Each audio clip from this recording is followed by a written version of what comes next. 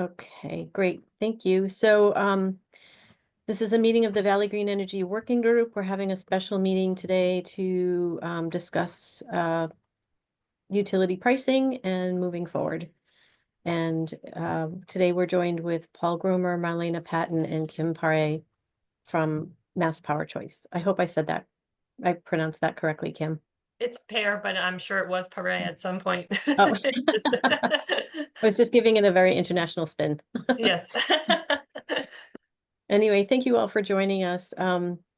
So I guess I'll just start by saying that I received an email from Paul about the Eversource pricing that's changing in February, that will be lower than our standard basic service or our standard pricing that currently is the opt-in pricing for Valley Green Energy Program for Eversource customers.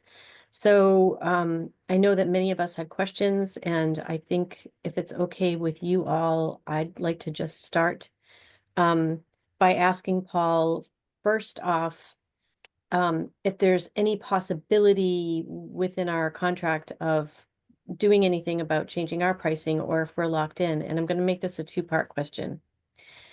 If not under this current contract, is there something that we can do the next time that we have to negotiate? Because I do recall you saying to me that November is not a great time to be collecting bids and going out for bid pricing. Is there a way we can shift the timing so that maybe we wouldn't face as much of a significant shift in pricing going forward? Like we'll have a more favorable rate options at a different time of year for our bidding.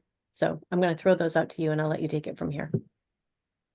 Sure. So I'll address quickly, and then I put together just a couple of slides that we can look at just to look at the price changes. But with regard to the contract, so it is always possible in an electricity supply contract to negotiate new prices. The way you do that, though, is by extending the term. So you're locked into these prices for the term, but you can extend the term, and if prices are down, what you can do is kind of drop the current prices to get a blend of the current price and the future price, which brings it down a little.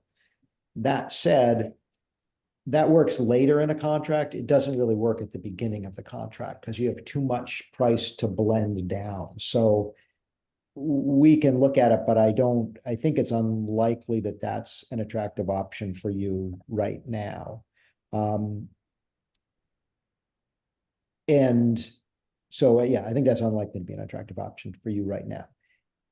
It is true that now that we have a contract, when it comes time to renew, you have a lot more flexibility, a great deal of flexibility about when you go out to bid. So we could try to time the market to get a better price.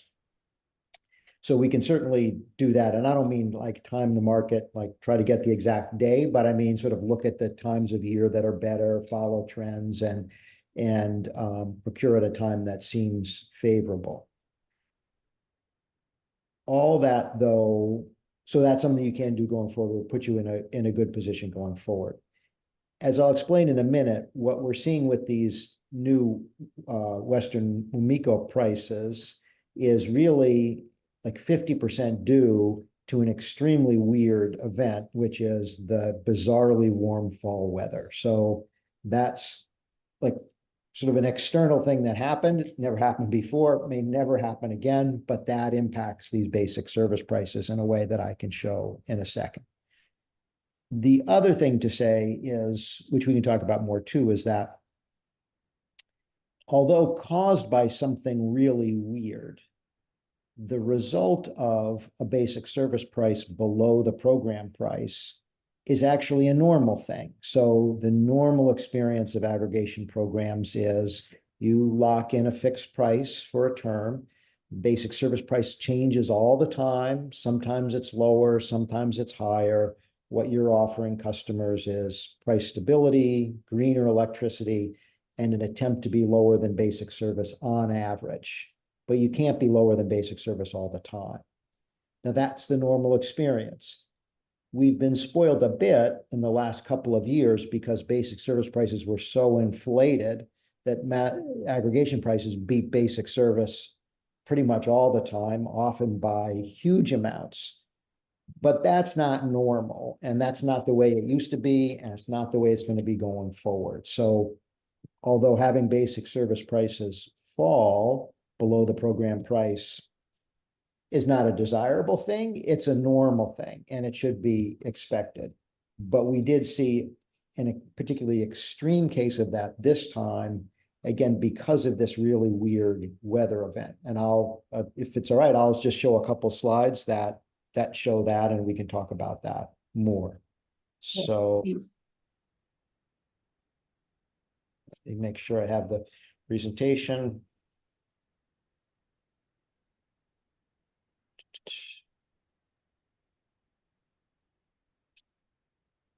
You guys see the slides there? Yes, we can see them.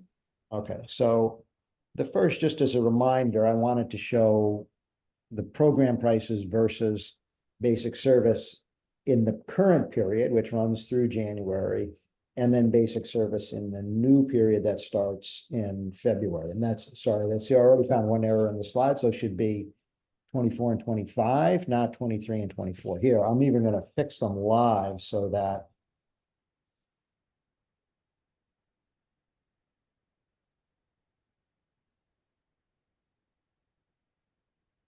okay, sorry about that.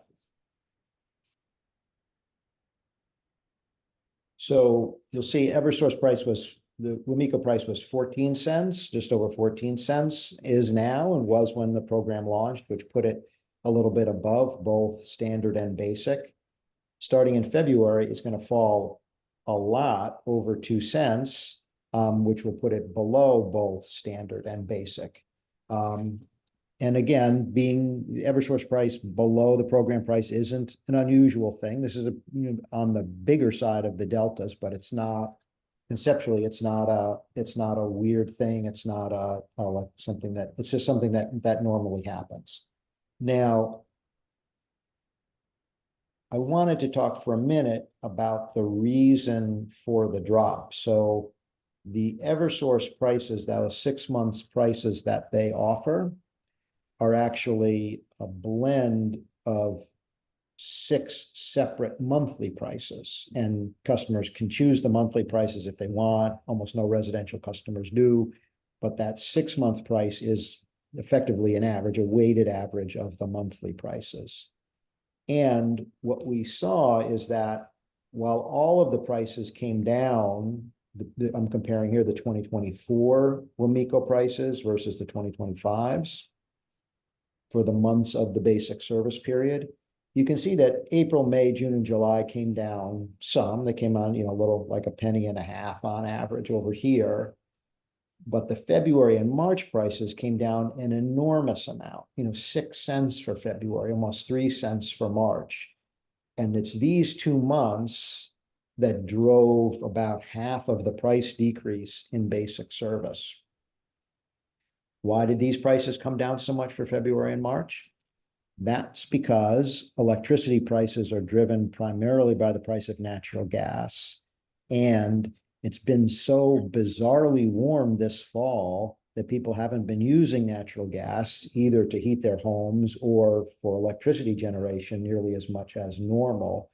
So short term, there's just a huge excess of natural gas around, which drove the natural gas prices to the floor, which made the electricity prices for February and March way, way lower than you would ordinarily expect.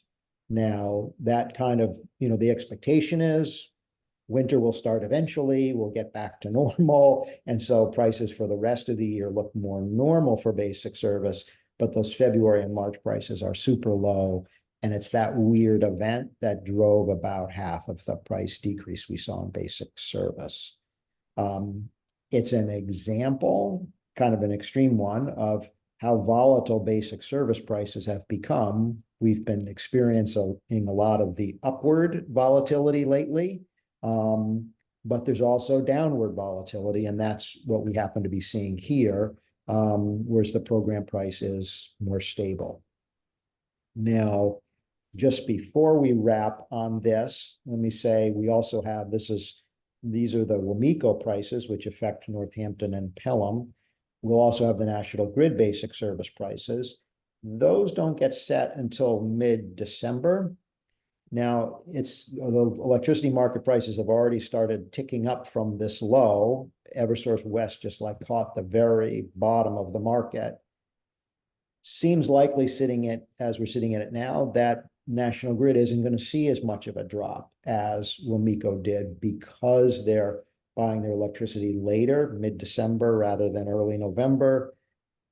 Some of it's getting colder again. Prices seem to be ticking back up. So we may see a drop, probably will see a drop in National Grid prices. Sitting here today, it seems unlikely that will be as big as the drop we had in the WMECO prices. And we also have, as you guys will remember from the launch, a much bigger delta between the National Grid basic service price and the program price. So there's a lot more cushion in there, whereas the WMECO prices are so low, the program was a little tighter against the WMECO prices. So let me stop there.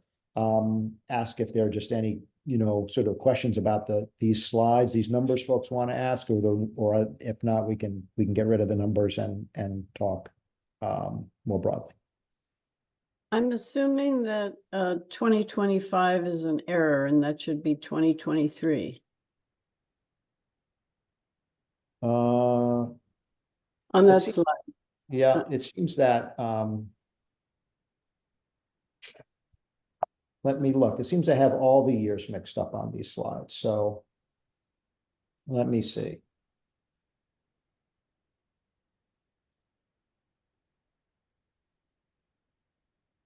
No, I think, Those are prospective prices. yeah. So I think these were actually here. I'll share this again. So Oh, so it has not yet occurred. correct. Yes. So exactly right. So what we're looking at here, these are the monthly prices that are in basic services, first row this year. And then these are the monthly prices that go into basic service starting in February of 25. Okay, thank you. And what that means for the program, just to flip back, see if I got those years fixed now. So the basic service price through January is still 14 cents. It doesn't drop down until February of next year. We just know it now. So but it hasn't taken effect yet. Thank you. Paul, the term of our prices is through what time frame? Kim, do you remember? I can look it up quickly if. November of 26, so it was a 2-year contract. And I don't know if I heard you right, but Eversource WMECO is Amherst and Pelham, right? Correct. Okay. And Paul, did you say when you'll have a sense of National Grid pricing? Did you say it's next month? Yes, Kim, remind me, what's the date for that? Yep, let me just check. So it looks like the bid is on the 11th, so we usually know within the week after that. So by the 18th of December, we should have that price.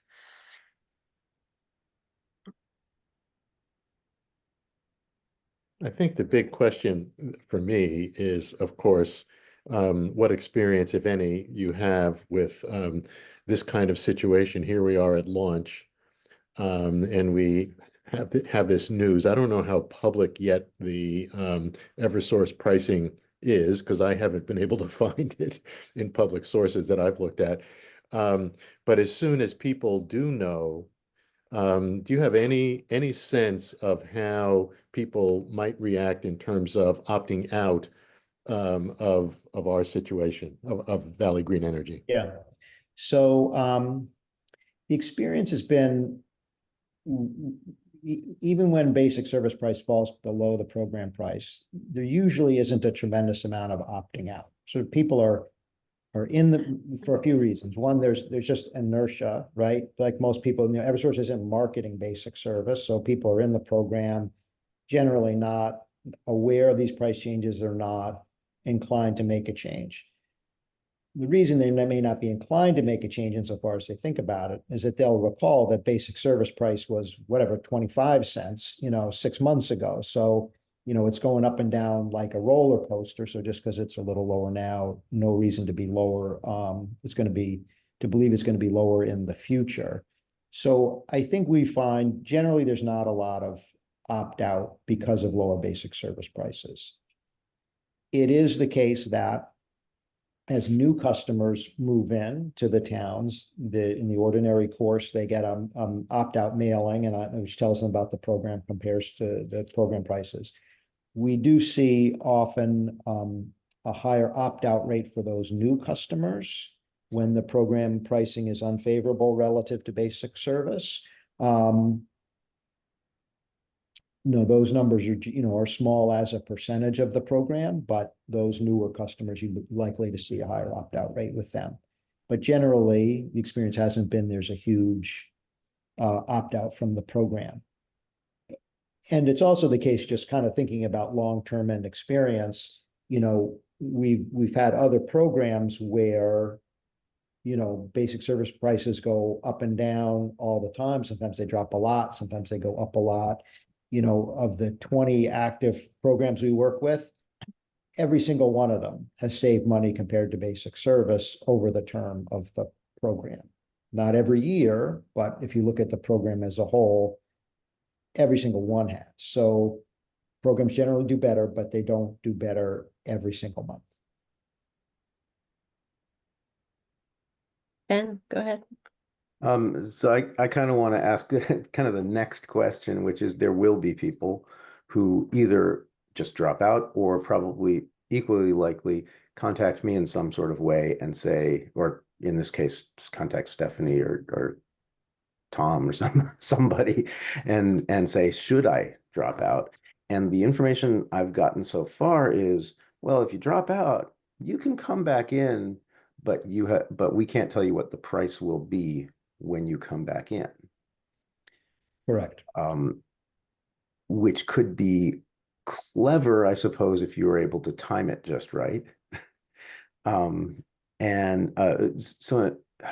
So while I appreciate your answer about program-wide over the long term beating basic service, that's not going to be very satisfying, I think, to the individual customer who, in some cases, have a short tenure in their, say, they're a renter or something.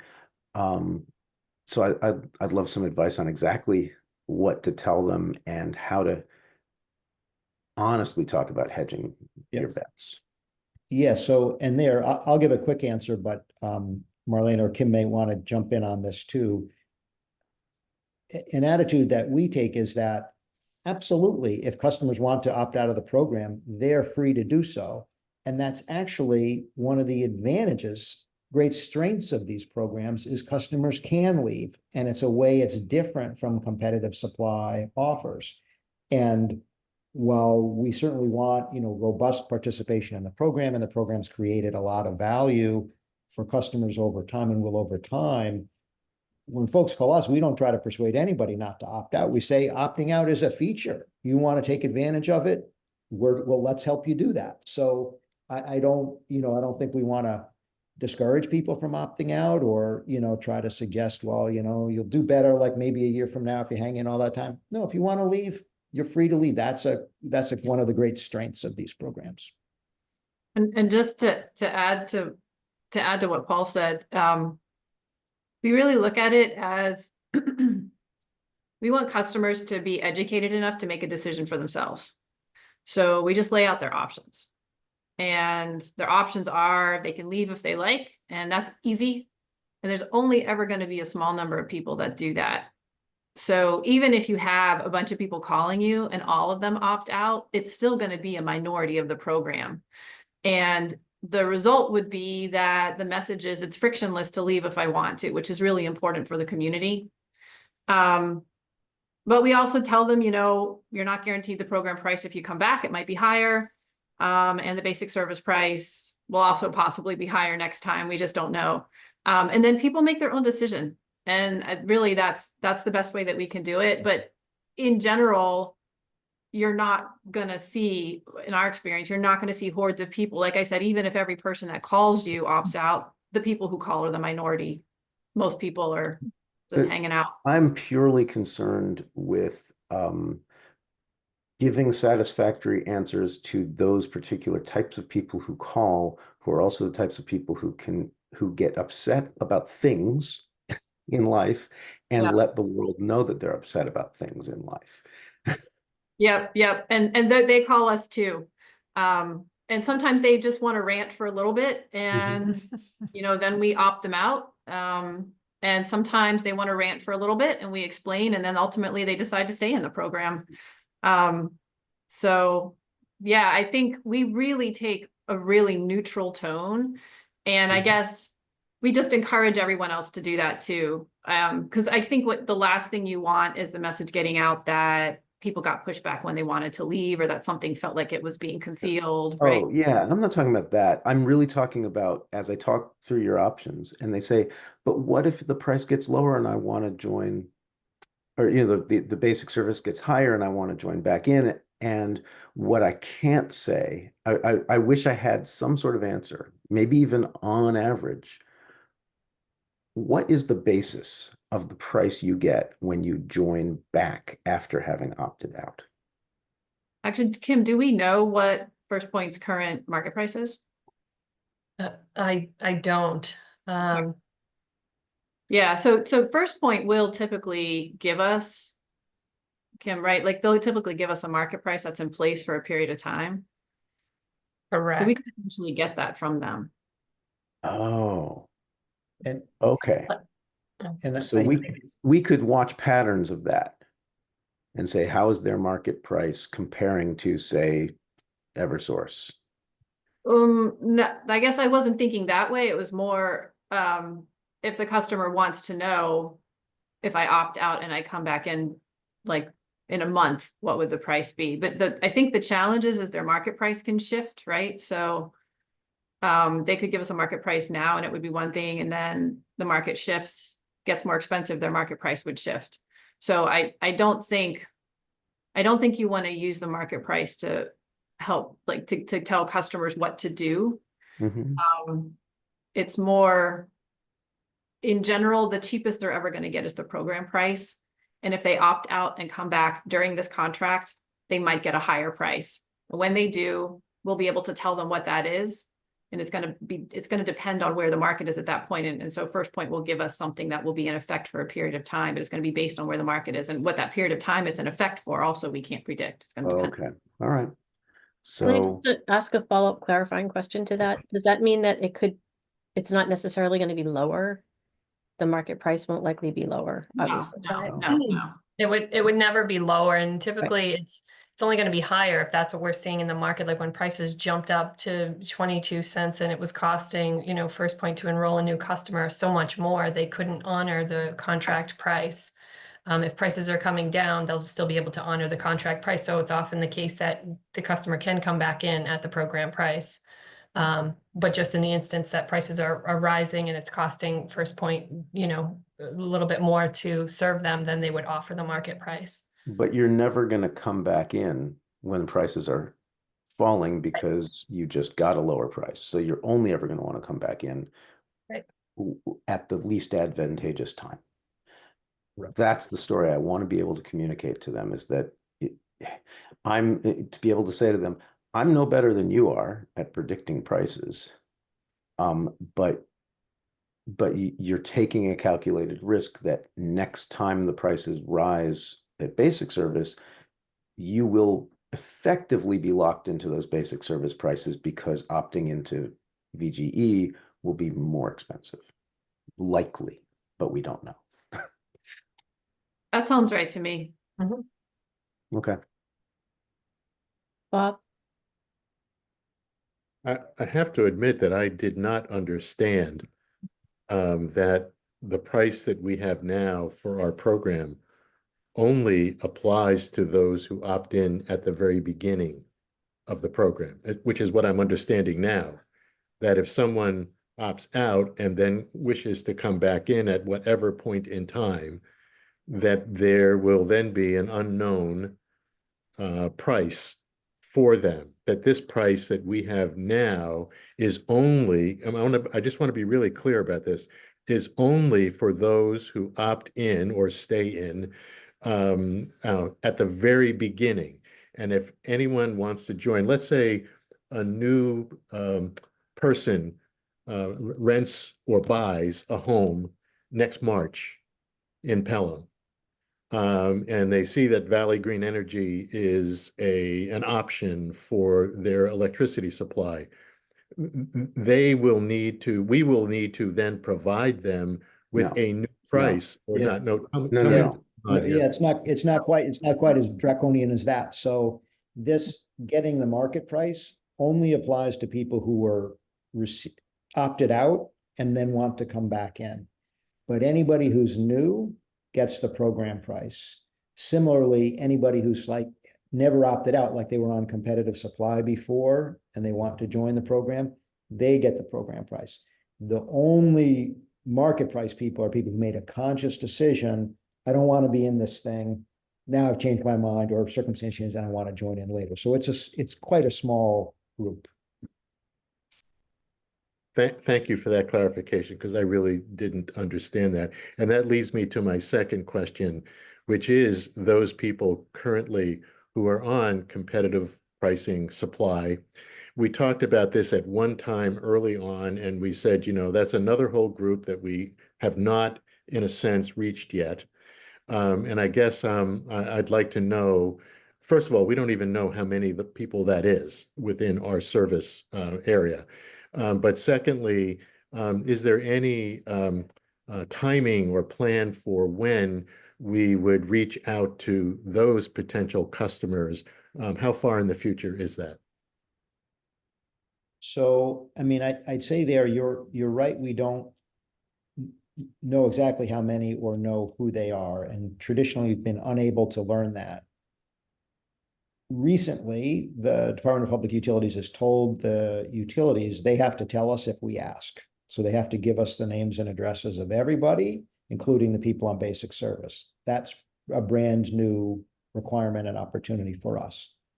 Having said that, we have other communities on whose behalf we've asked for this information and haven't gotten it, like months have gone by. So this is a new opportunity, kind of a future is still in process, but this will be an opportunity for us. In terms of the timing, had it not been for this basic service price drop, we might have wanted to think about sort of going ahead and doing it right away. Given that basic service, the program's not favorable compared to basic service, we might want to wait to do this until the program price is favorable compared to basic service. So we might want to, I'd say we might want to put this idea on hold for the moment, which may align with the difficulties in actually getting the information we would need right now anyway.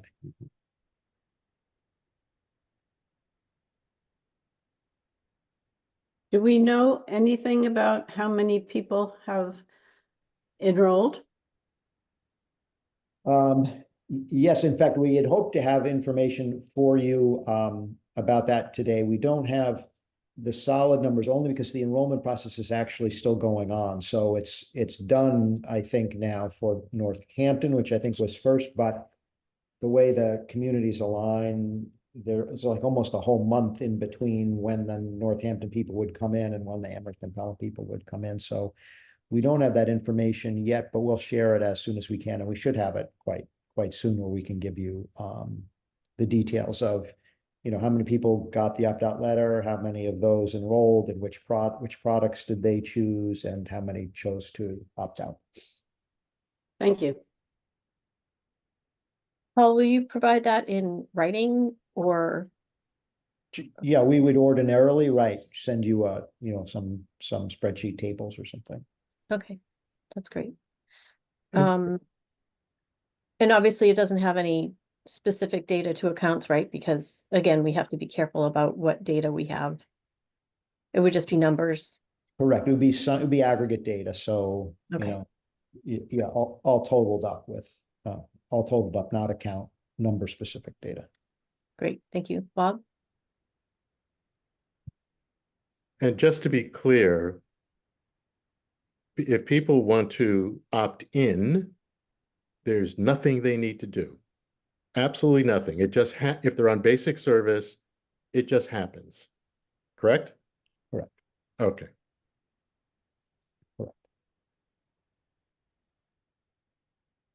Okay. Are there, go ahead, Tom. I'm using my actual hand rather than my virtual one here. Uh, so I can't remember, did we communicate the Wamiko price when we sent out the notification letters? It's required, yep. It's in the. Yeah, so are we obligated to let people know that there's going that what we sent out earlier is actually going to change at some point in the future? Or not so much obligated, is it good practice to let people know that there's been a change from what we originally sent them? I'll say that the notice itself is clear about the term of the price. That's also a requirement. So I don't know how many people actually notice that on the notice, but it's on there that it's a short-term price. No, there is no obligation to go back and say to everybody, we promised you this price and now it's changing to a lower price. There is no obligation to do that. And typically communities do not do that. We do, so that's great. Like, there's no proactive notification to customers. The program website does always list the current basic service price. So that's available if people are interested. Anybody who's trying to enroll online, for example, is in a place where the basic service price is listed. So the information's published out there, but there's no the ordinary course like press release or mailing or anything like that when basic service prices change. Right. And that's part of our responsibility, is to make sure the current basic service price is always on the program website. It's a regulatory requirement. So it's always there for people that want to go look for it. But Thank we you. won't put the new ones up, just in case you're wondering. The new ones, we don't put them up until they typically go into effect. Otherwise it creates a lot of confusion. So the new ones won't go up until February or end of January, probably. I mean, I think we've been pretty clear that the reason for the CCA is not to change, to guarantee a lower price. I'm just, and Bob, you have a better sense of this than I do, but I'd hate to think people are going to look at this and say, oh, you guys did a bait and switch on us. You know, that's really where I'm coming from as far as, you know, what this best practice is with respect to this. And I get it. It's going to be on the website.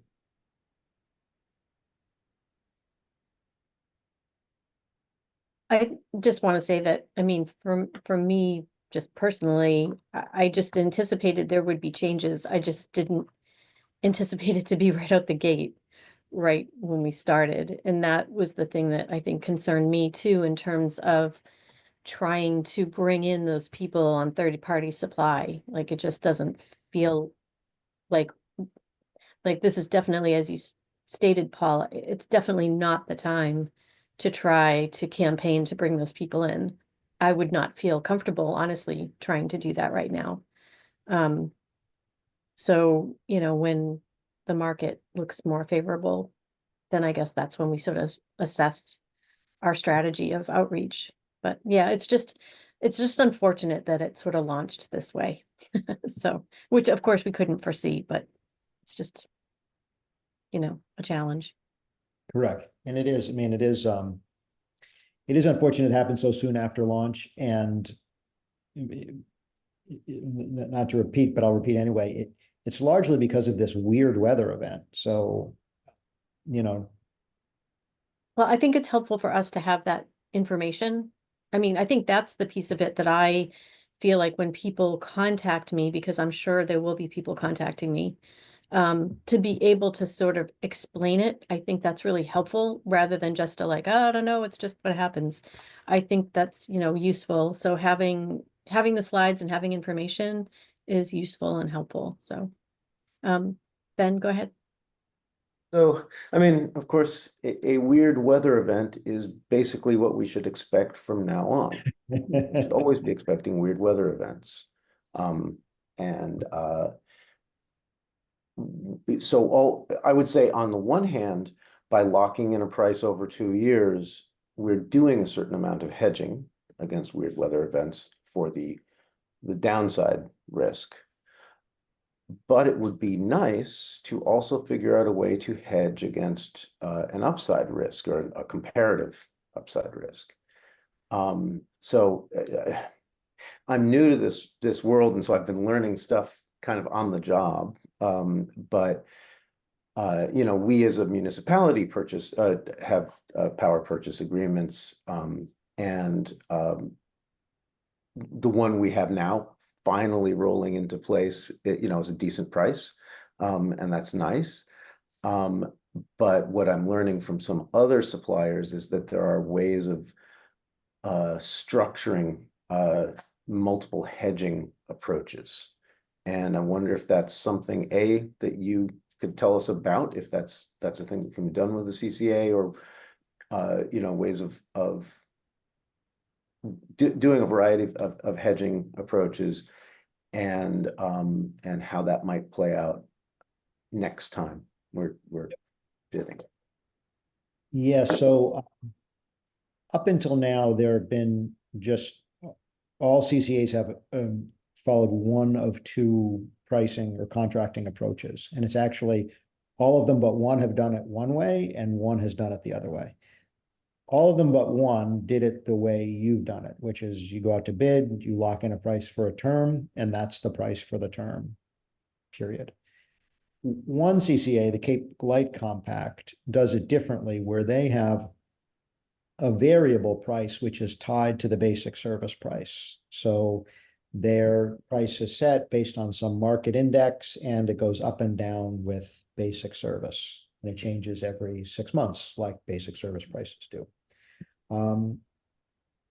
They're the only ones who've done it that way. The experience with them is that they have, you know, the curve of the upside is they've avoided circumstances where they're way higher than basic service. So that's what they've protected against. The downsides to it have been they've avoided the periods where they're below basic service, so they've lost the benefit side. And it's also been the case that, like, on average, they haven't done as well as the other CCAs have. They've been always like quite close to basic service, whereas most of the others have done pretty well, you know, like way most of the others have done pretty well compared to basic service. So that's a downside. And then the third downside is just that they're not offering the price stability. They're offering customers the same variability that they would have on basic service, Right. but definitely do it that way. Then what no one's done, but might be a thing to think about for the next time, is there are, you know, sort of more complex purchasing strategy of layered contracts and things like that. Yeah. No CCA has done that. It's way easier to do it if you've got just like one customer, like a municipality, and it's a common approach in the corporate world. Way more complicated in a CCA where you have lots of different accounts, but certainly something we could explore a little bit. And, you know, maybe it's something to think about more if, as you say, you know, these once in a lifetime weather events happen every other year now. So, you know, it may be we want to go in that direction. And it depends in part too. So we could like kind of explore that more for next time. And it raises a question of sort of this is a conversation, but like, what's the goal for the program? So you know, one goal might be greener electricity that's pretty close to basic service. So that would bring you to the Cape Light Compact approach.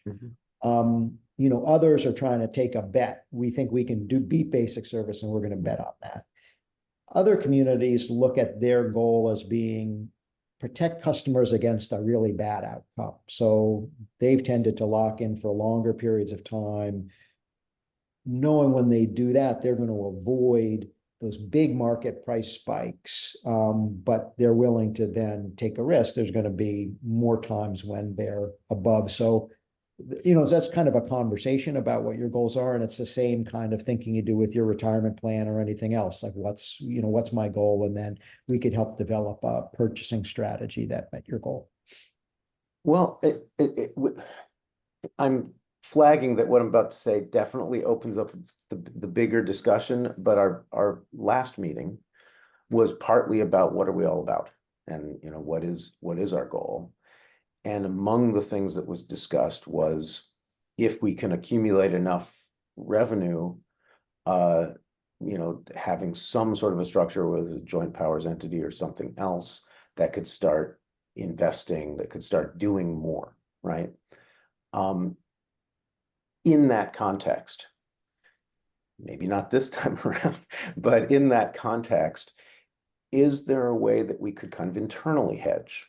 In other words, accept a slightly less advantageous price that is still below the basic service, and add a few mills that we can then put into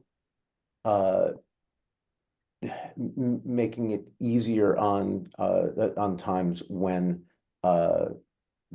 prices and basic service drops.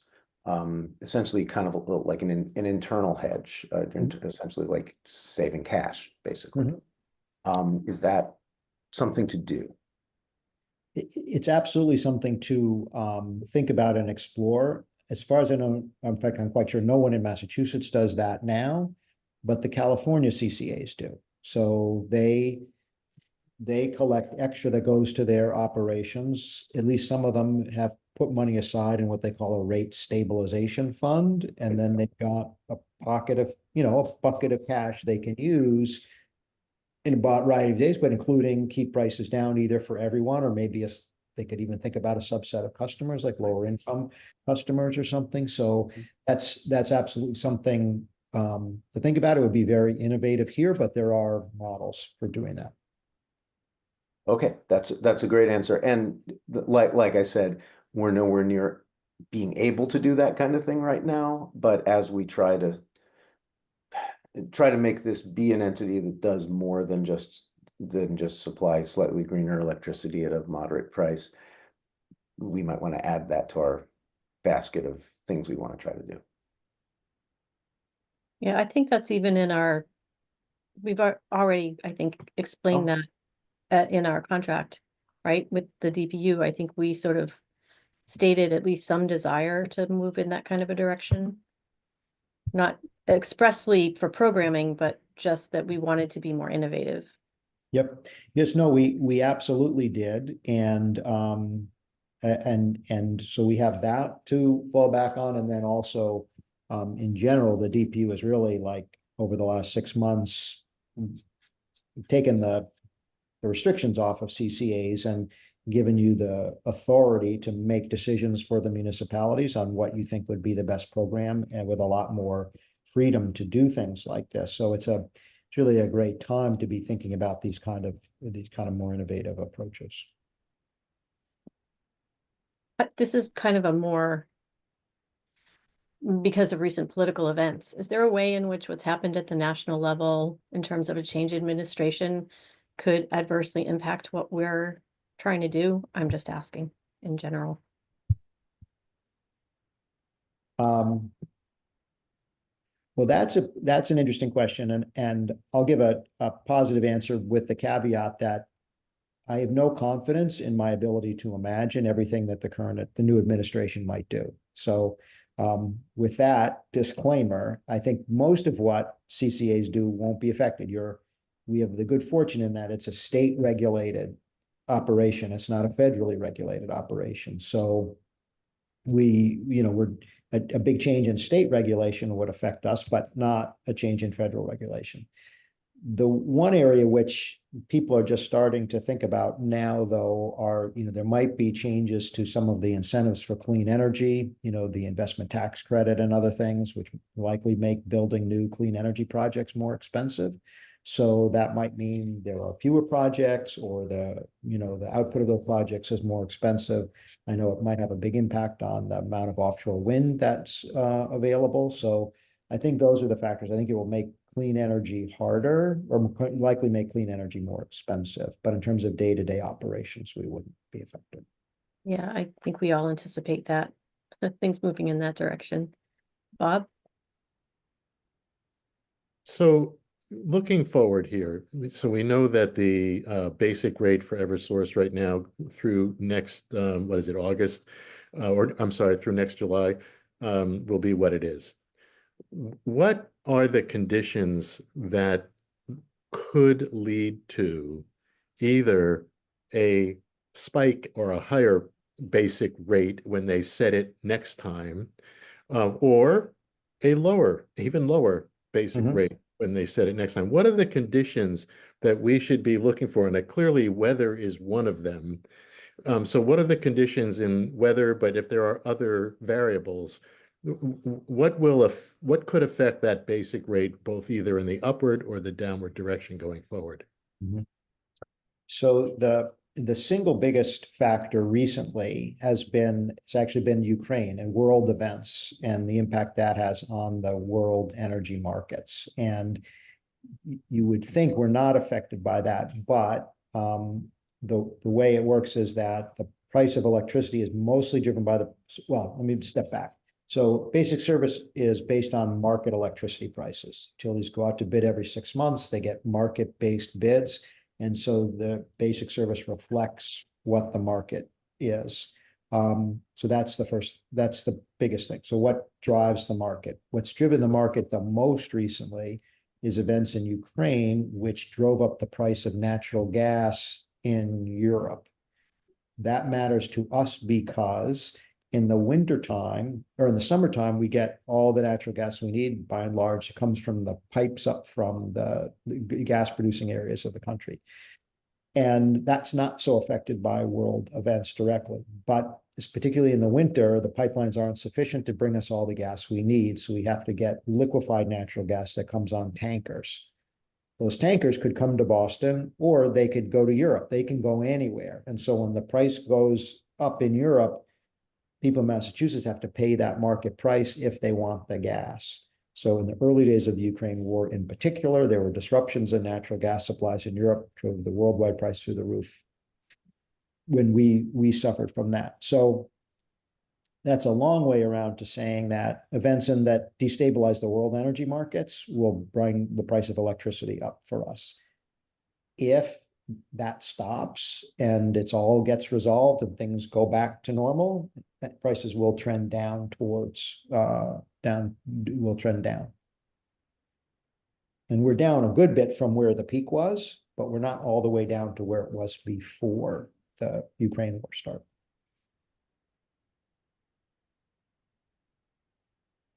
I mean, there are some weather events besides warm winters that can affect it. So a very hot summer will reduce the amount of injection of natural gas into storage facilities, like basically salt caverns. And it's that storage capacity, how much is already stored, that can affect winter prices. So in a sense, you could say that these winter prices are the result of the fact that they could keep injecting longer compared to what they might do if it was a colder winter. But similarly, if you've got to burn natural gas like crazy to run all the air conditioners, you might also have less injection coming into the winter. So that, you know, so you win on one side and you lose on the other. Warmer winters are a bigger deal, right? Like they have a larger effect on it. But yeah, I mean, just that seems to be like the main thing. I don't think Trump can actually do anything to get more drilling of more production. We're already maxing out what the market wants. So, you know, Well, they could change the investment tax structure. I mean, there's definitely, I think, tools available to. But the point is, drill baby drill was actually a Right. campaign slogan, right? Oh, no, So- it was. But let's say you produce a lot more of those fossil fuels. Now your price is lower. And so there's a clearing price. Like it doesn't Sure. matter how much you produce. If you can't clear that price, it's not worth the effort to go produce it. And so they're producing basically what they can make a profit at.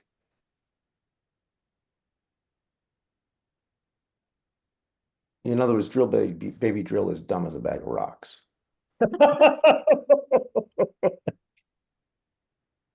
Which we're gonna have a lot of bags of rocks with all the fracking that's gonna take place. So I'm not as confident as you, Ben, that that'll work. I mean, I agree that that's one possible scenario, but Paul, like can we see further out into the future on forward price curves for electricity at this point, or is it just also speculative and at this point that we can't see much beyond what we can get from the utility? Yeah, well, I mean, we look at the forward price curves from the market. So, you know, we can see the forward trends in electricity prices. I think what we tend to see is, you know, like people are uncertain about, or sort of uncertain about the future is what does like the biggest lesson that I would take. So I don't think, I mean, we can look at what the forward price is for electricity, say 5 years from now, but that really tells you what it costs today if you want to buy electricity for delivery in 5 years. It doesn't give you that much Right. insight about what it will Right. cost to buy electricity 5 years from now. So Got it. you understand that is very different, a very Mhm. different thing. So it sounds simple, but I think that like the biggest lesson of today, not today, but like over the last few years, is just prices are volatile and they can go up and down for a bunch of different reasons. And they used to, we had 10 years of pretty solid electricity price stability here, and I don't think that's the world we live in anymore, and can't expect it to continue. So, Adele, are you leaving or did you have a question? Oh, Adele's leaving. Okay. Paul, I just would like clarification of a question that I asked when we first started, and just so I'm clear. Again, if we wanted to change the timing of which we're going out to bid for pricing, so right now our contract is up in November, which I'm assuming means we would start to negotiate earlier. If we wanted to shift to the spring, how would we cover that gap in when our contract ends and when the period would be for the next bid? so you would just sign like you would sign a contract, say in April or March, and it would be for delivery starting in November. So the current contract would still run out. There would just be a bigger gap between when you signed the contract and when the contract took effect. Okay. But Gotcha. we're So talking we're just about starting the 2020 process. and Oh, sorry, yeah, this Stephanie, is I'm like just 20, yeah, this is way in the, yeah, this is okay, a few okay. years. I'm just trying to understand because I think part of, you know, the situation right now, in part might, I mean, I don't know if it would have had much of an impact, but it seems like part of it is also the timing of when we went out to bid for our current pricing. That if we, I mean, I know we can't guarantee because we don't know what will happen over the winter either. Or the summer. Yeah, I mean, I would say that it is absolutely, it's great to have flexibility about when you go out to bid, and you'll have that going forward. You didn't have that the first time. Mhm. It's true that like whenever, I can't now remember when we last went out to bid, but it, you know, not necessarily the most ideal time, but like kind of, while historically there are variations between sort of seasonal variations based on when you go out to bid, and big picture, early spring seems to be the best time. Those traditional seasonal differences have been swamped by other volatility events. So, you know, it's true when we went out to bid, prices are higher, were higher then than they are now, but that's because of a whole bunch of factors, yeah. not driven by the fact that you couldn't decide when to go out to bid. It was just that things changed between now and then. So absolutely have flexibility going forward. We'll be in touch with you well in advance, and we can work out a plan for when you want to contract the next time. The only constraint is you have to do it at 3 months before, at least 3 months before the end of the current contract, to allow time for the transition between the two. Okay. Gotta run, folks. say Thank at you. Very least? helpful. I just really quickly, sorry, Ben, before you ask a question, because I think if Paul has a moment, we could hang on after, but I did want to say that I'm inclined to not have our meeting in December and then meet again in January. So if that's okay with folks? Why? Yep. Okay.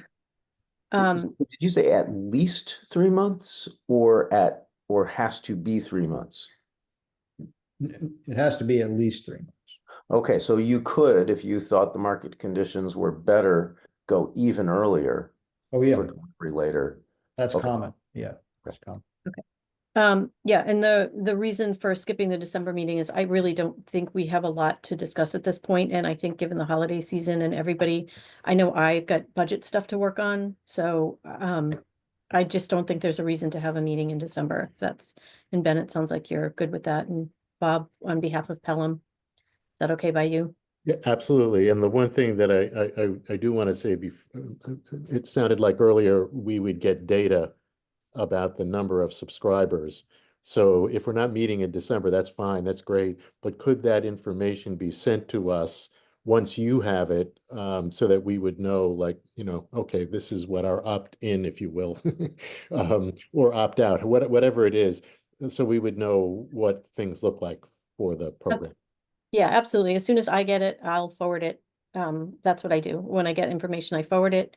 And then we can just discuss it at our January meeting. I don't think it's going to impact a lot, especially if we know the biggest, data that we'd really be hanging on to right now is just sort of the third party supply, numbers, if we have anything related to that information. And again, we know that we maybe want to wait before we do any real intensive outreach for that effort. So, any other questions, comments? Ben, you stepped away. I don't know if you can hear me, but it looked like you were starting to ask a question before I mentioned something about the next meeting. I Yep, just I wanted to asked catch it. on before I left. You asked it? Okay. All right, then I think we're set. Paul, Kim and Marlena, thank you as always. We really appreciate, all that you do for us, and we're very thankful to have you and your vast store of wisdom on this topic. So thank you. I hope everyone has a fantastic Thanksgiving, and we will meet again in January, and I will send the information as soon as I get anything else, send it and forward it to everybody. Thank you. Thank Thanks you a all. lot, all. Have a Happy great holiday Thanksgiving. season. Thanks, Bye all. everyone. Take care.